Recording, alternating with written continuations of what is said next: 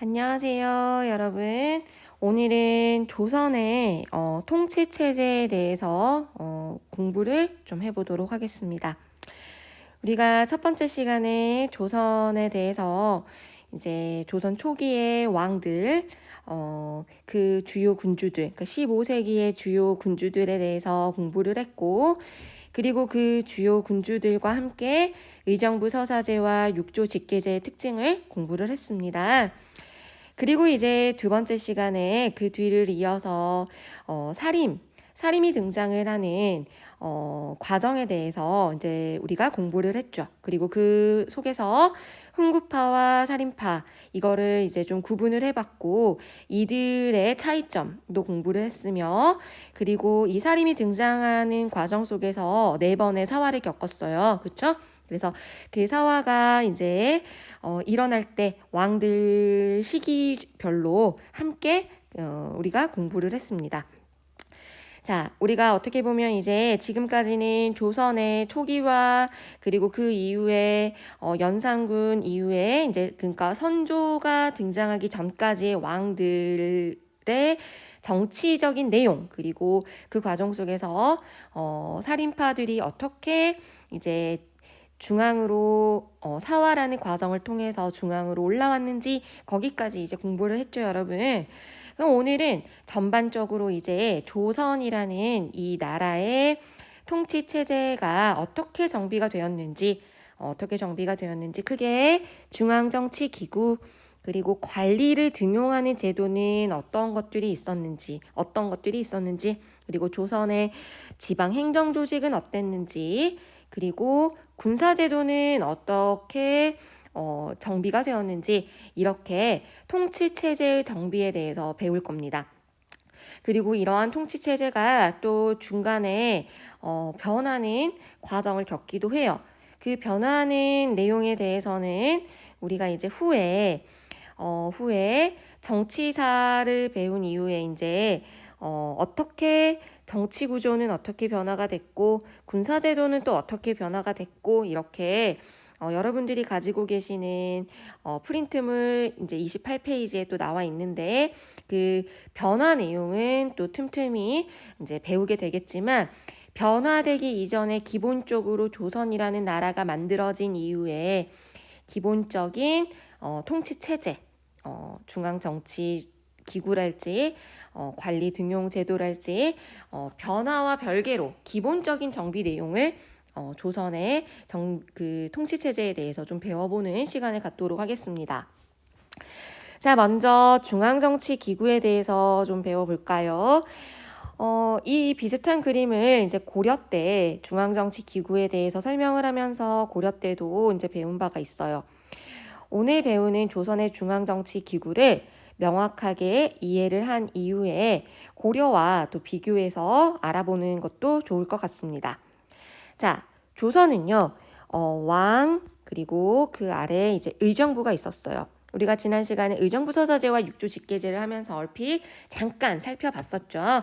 그래서 의정부라는 이 기구는 국정을 총괄하는 기구입니다. 그리고 의정부 아래에 실질적인 나라의 살림을 한다라고 그렇게 기억을 하시면 좋을 것 같아요. 6조, 이호, 예병, 형공 이렇게 6조가 왕, 의정부, 6조 이렇게 운영이 되어 있습니다. 일반적인 행정 사무를 담당하는 각각의 세부적인 내용들은 이제 여러분들이 좀 참고를 하셨으면 좋겠어요. 그래서 사실은 순서만 다르지 고려와 사실은 같죠. 6조의 내용이 거의 비슷합니다. 그래서 왕, 국정을 총괄하는 의정부가 있었고 일반 행정 사무를 보는 6조가 있었다.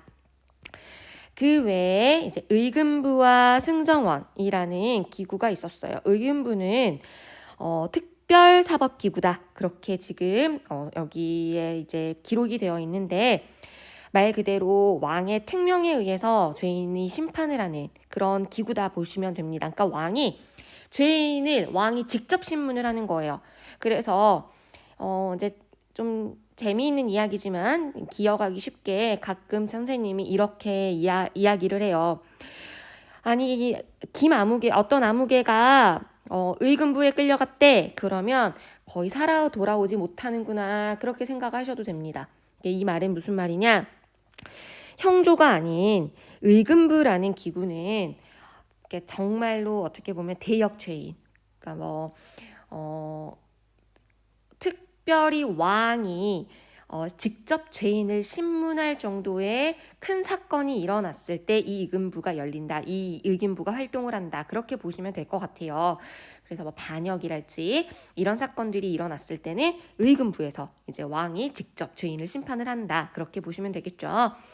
그리고 승정원은 왕명을 출납하는 기구다, 그렇게 보시면 되겠습니다. 쉽게 표현하면 비서기구다, 그렇게 보시면 되겠죠. 그래서 의금부, 승정원, 왕권을 강화하는 그런 기구다, 그렇게 보시면 돼요. 그 다음에 이제 홍문관, 사원부, 사관원 이렇게 보겠습니다. 이거를요, 세 개를 합쳐서 3사다, 그렇게도 우리는 부릅니다.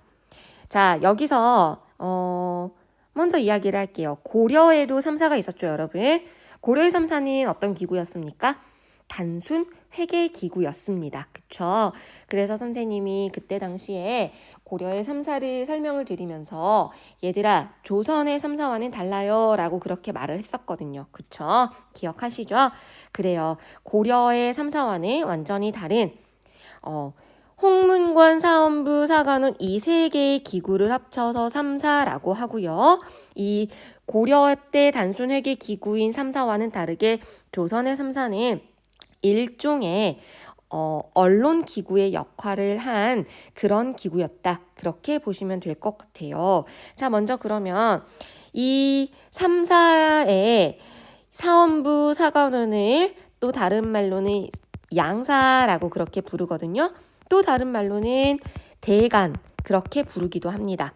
그래서 사원부, 사관원, 양사, 다른 말로는 대간, 거기에 플러스 홍문관까지 해서 3사다, 그렇게 보시면 되고, 이 표로 다시 한번 우리가 살펴볼까요?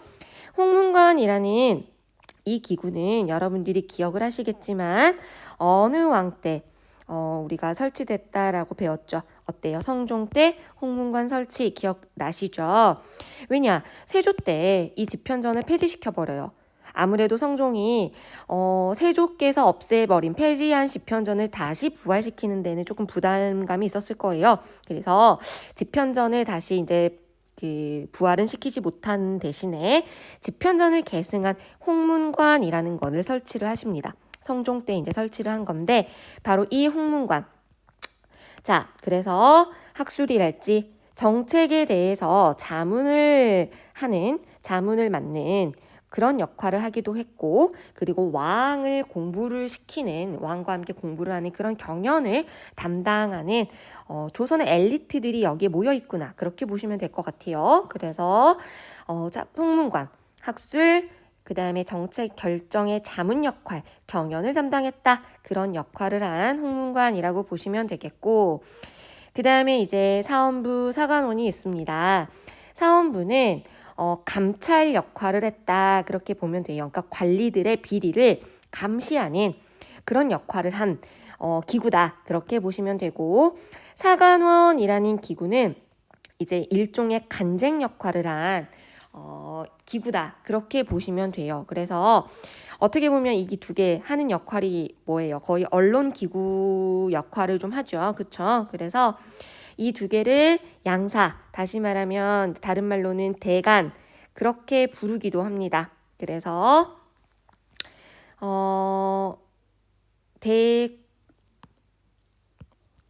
이렇게 보시면 돼요. 대관, 간관, 이거의 앞자를 따서 이제 대간이라고 부른 거고, 이거를 이제 양사, 대간, 사원부, 사관원을 그렇게 불렀다더라. 그러면 이 두 개의 양사, 대간은 어떤 역할을 했느냐?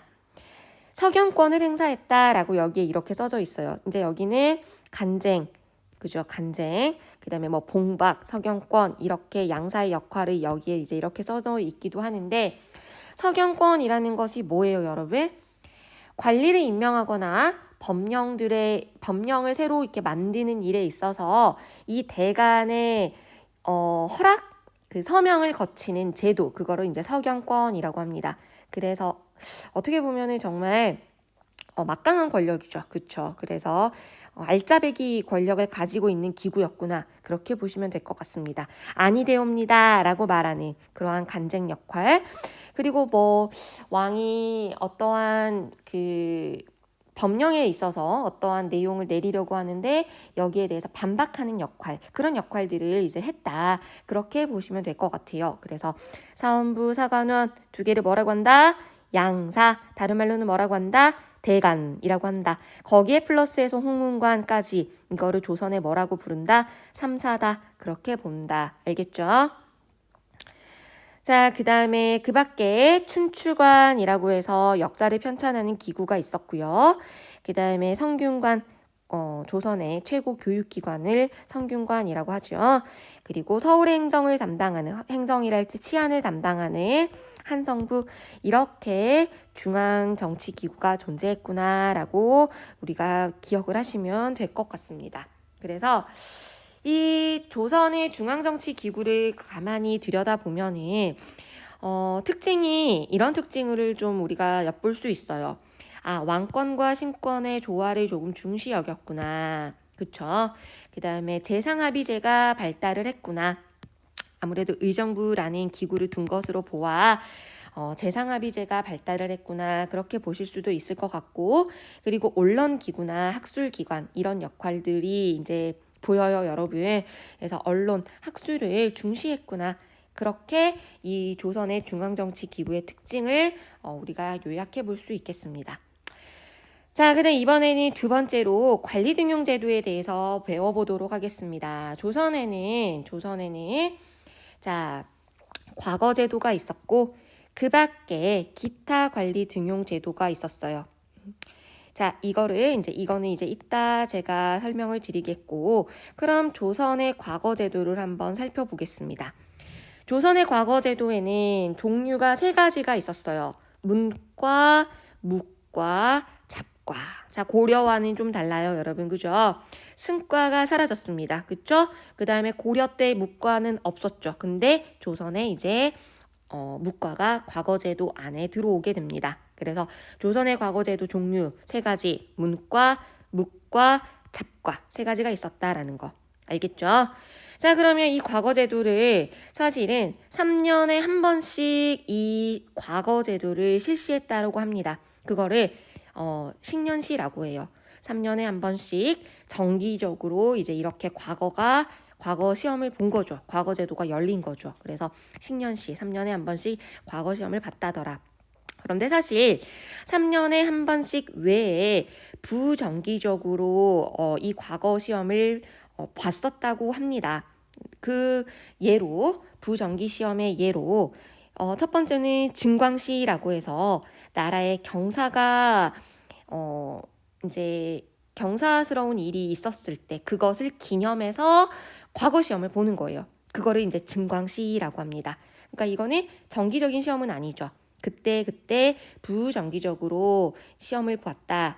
증광시 경사스러운 일이 일어났을 때 본 시험. 그 외에 또 알성시라는 게 있어요. 그러니까 이제 그 왕께서 성균관에 문묘를 배양하러 갔을 때 이제 그때 이제 친히 행차를 하신 이후에 문묘 배양 이후에 그 성균관 학생들이 대상으로 이제 또 이렇게 과거 시험을 봤다라고 합니다. 그래서 이거를 또 이제 알성시 부정기적으로 본 시험들도 있었다라는 거 이해되셨죠? 자, 그러면 과거 시험은 원칙적으로 어떤 사람들이 볼 수 있었을까요? 원칙적으로는 양인 이상이면 응시가 가능했어요. 이 부분은 고려와 같죠, 여러분. 그쵸? 그래서 원칙적으로는 양인 이상이면, 그러니까 천민 아니면 모두 다 응시가 가능했던 거예요. 그래서 양인 이상이면 응시 가능했는데 사실은 실제로는 그 교육의 기회가 어때요? 양반들에게 독점되어 있었다라는 거. 이 부분은 고려 때 설명한 부분과 비슷하게 이해하시면 될 것 같습니다. 자, 그렇게 이제 이렇게 과거 시험이 있었다라면 이 과거 시험 이외에 기타적인 방법으로 관리를 등용하는 제도가 있었어요. 그거에 이제 이렇게 취재랄지 천거, 음서 이런 제도들이 있었는데 취재라고 하면 이제 하급 실무직들을 뽑는 등용 제도다. 그렇게 보시면 되겠어요. 그래서 그걸 이제 취재라고 하는 거고, 그 다음에 천거. 청거라고 하면은 이제 이거는 이제 고관들이 추천을 해서 관리를 등용하는 제도를 이제 청거라고 보시면 될 것 같아요. 근데 사실은 이 청거는 대부분 이렇게 운영이 됐다라고 합니다. 이미 새로운 관리를 뽑는 게 아니고 현직 관리들 중에서 이들이 고관이 추천을 해서 1, 2, 3 2, 3단계 정도를 바로 승진하는 경우, 이럴 때 이제 많이 쓰인 관리 등용 제도였다라고 해요. 그래서 이제 그렇게 보시면 될 것 같고, 또 우리가 아는 청거 제도로 또 하나는 지난 시간에 얼핏 우리가 이야기를 했었는데 현량과 이런 것도 어떻게 보면 청거 제도였다, 그렇게 볼 수 있겠죠. 자, 그래서 고관의 추천으로 등용되는 제도, 청거 제도도 있었다라는 거. 그 다음에 이제 세 번째는 음서제도. 고려 때 음서제도가 우리가 배운 바 있죠. 그래서 고려 때 배운 그 음서제도다라고 보시면 돼요. 그런데 여기서 고려보다 뭐라고 되어 있어요? 제한적이었다라고 보이시죠? 사실 고려라는 나라는 과거 시험보다 음서제도가 더욱더 발달을 해 있었어요. 그러니까 어떻게 보면 거의 귀족 사회였다라고 우리가 그렇게 증거로 제시하는 부분 중에 하나가 이 음서제도를 이제 고려의 음서제도를 드는 경우가 많은데, 고려라는 나라는 어떻게 보면 고위관직이 되기 위해서는 음서제도를 통해서, 그러니까 자신의 출신 성분으로 관리로 등용되는 경우가 많았다라고 한다면, 조선은 그렇지 않았다라고 합니다. 조선은 철저하게 어떻게 보면 과거 시험을 통해서 자신의 실력으로 등용하는 제도가 더 인정받았고 더 많이 이용되었다, 그렇게 보실 수 있어요. 왜냐? 음서라는 제도가 있기는 있었어요. 그런데 사실은 고려보다 훨씬 제한적이었고, 실제로 고위관직이 올라가기 위해서는 음서로는 한계가 있었대요. 음소로 본인이 등용이 됐다 할지라도 결국에는 고위관직에 오르기 위해서는 과거 시험을 통과한 사람들에 한해서만 고위관직에 올라갈 수 있었다라고 해요. 그래서 음서제도, 천거제도, 취제, 이렇게 기타 관리 등용 제도가 있었고, 청거나 음서가 있었지만 여기서 조심해야 될 것이 고려보다 훨씬 제한적이었고, 대부분의 고위관직에 올라가기 위해서는 과거 제도를 중심으로, 그러니까 고려에 비해서 훨씬 과거 제도가 더 신뢰성이 있었다라는 거, 음서로 거의 관리를 등용하지 않았다라는 거, 이런 점들을 우리가 좀 기억을 하셨으면 좋겠습니다. 자, 그 다음에 인사관리 제도에서 좀 알아두셔야 될 부분이 상피제나 서경제도가 있었다라고 해요. 상피제라는 거는 왜 이제 여기는 프린트 선생님 여러분들께 나눠드린 유인물에는 권력의 집중과 부정을 방지하기 위해서 이러한 제도를 했다, 이 정도로만 이제 이게 기록이 되어 있는데, 이게 뭐냐면 일정 범위 내에, 이제 여기에 선생님이 써놓긴 했는데, 일정 범위 내에 친족 간에 동일한 관사나 아니면 비슷한 통속 관계에 있는 관사 안에 같은 친족들이 취임하지 못하도록 하는 그러한 제도. 이게 여긴 좀 어려운 말들이 많은데, 친척들이 같은 동일 관사나 비슷한 통속 관계에 있는 관사에 같이 취임하지 못하도록 하는 제도가 상피제라고 보실 수 있어요. 그러니까 쉽게 말하면 같은 부서에 같은 집안 사람들을 배치하지 않는 거죠. 그 다음에 자신의 출신지에 근무하지 않도록 하는 것들, 이런 것들이 이제 상피제라고 보시면 돼요. 권력이 집중되거나 부정한 일이 일어나는 것을 방치하기 위해서 이렇게 만들었겠죠. 그 다음에 서경제도, 이거는 뭐냐? 오품 이하의 관리를 임용할 때 대간의 검증을 받는 제도를 서경제도다. 그러니까 왜? 인사의 공정성을 확보하기 위해서죠. 이 서경제도 방금 전에 우리 이야기했잖아요. 바로 이거예요. 이거 서경권, 그쵸? 양사가 가지고 있는 권한 중에 서경권이 있었죠? 그겁니다. 그래서 인사관리제도의 서경제도, 오품 이하의 관리를 임용할 때 대간, 양사의 검증을 받는 제도, 이런 제도가 조선에 있었다라는 거. 그 다음에 이제 이건 좀 재미있는 건데, 과거 응시 자격에 대해서 이제 이야기를 좀 했어요. 얘들아, 원칙적으로는 양인 이상이면 응시가 가능했었거든요. 그쵸? 그런데 이게요, 여러분, 문과에 한 개 제한하는 경우가 있었어요. 언제? 탐관오리의 아들이거나 재간 여자의 아들과 손자, 그 다음에 설에게는 응시를 제한했다라고 합니다. 어디만? 문과만. 그러니까 문과나 잡과에 대한 이야기는 아니고 문과만. 문과의 응시 자격에서 탐관오리의 아들이거나 뭐 재간 여자의 아들 손자이거나 뭐 설이거나 이럴 경우에 응시를 제한했대요. 그러니까 탐관오리의 아들인 거는 그래요. 뭐 약간 뭐 아버지의 잘못을 아들에게까지 전가하는 건 좀 그렇지만 여기까지도 이해한다 칩니다.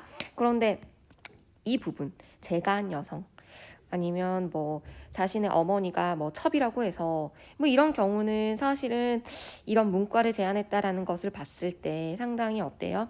아, 조선이란 나라가 상당히 이런 부분에 있어서는 좀 폐쇄적인 부분도 있었구나. 이런 부분도 보이고 또 여성의 지위 사실 이것도 여성의 지위와 같은 맥락이죠. 어떻게 보면 여성의 지위가 상당히 고려에 비해서 낮았구나. 뭐 이렇게까지도 생각이 듭니다. 그렇죠? 그래서 이런 제한을 두는 경우도 있었다라는 거. 자, 그림으로 한번 볼까요? 그림으로 서울에서 이제 서당이 있었고 지방에서도 서당이 있었을 거야. 초등 교육기관이죠. 여기서 이제 졸업을 하고 사부학당, 서울의 사부학당, 지방에서는 이걸 이제 향교라고 했어요. 그래서 사부학당과 향교에서 각각 공부를 하다가 이제 속과를 응시를 합니다. 속과. 자, 속과를 응시를 해서 이 속과에 응시를 해서 합격한 사람들을 뭐 이 속과를 또 생원시, 진사시 뭐 이렇게도 이제 표현을 했지만 이들을 이제 생원, 진사라고 이제 지칭을 하기도 했대요. 그래서 우리가 뭐 이렇게 전래동화나 여러분들이 뭐 문학 시간 때 보면은 뭐 허생원이랄지 뭐 세진사의 때 셋째 딸 뭐 이런 말을 할 때 생원 진사 여기서 나온 말이라고 보시면 되겠죠. 그죠? 그래서 속과를 합격한 사람들에게 어떤 자격이 주어지느냐?